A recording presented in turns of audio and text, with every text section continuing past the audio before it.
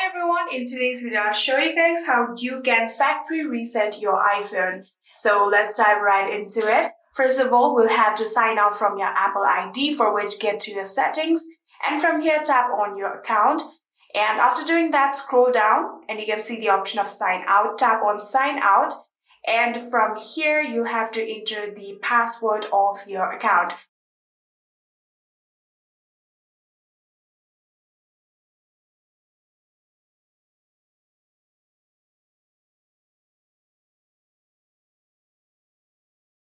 So after entering your password, tap on turn off.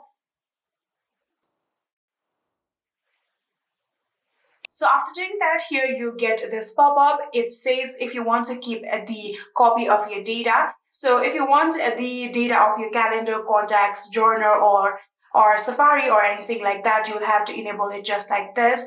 And now if you tap on sign out, all of your data will be saved on iCloud account. So if you open your iCloud account in other devices, the copy of the data will be on the other devices. So if you tap on sign out, you'll successfully be signed out of your Apple account. So for example, I have completely signed out of my account, and after you have done that, here will only show the Apple account and there won't be any profile. And from here, tap on general. And after tapping on general, you'll have to scroll all the way down and you can see the option of transfer or reset iPhone. If you tap on it and then tap on erase all content and settings, here you'll have to now tap on continue. So if you tap on continue, there might be the requirement of adding down the passcode of your phone. If you simply just do that, your iPhone will be restarted and all of your data will be gone, and like that you will successfully be able to factory reset your iPhone.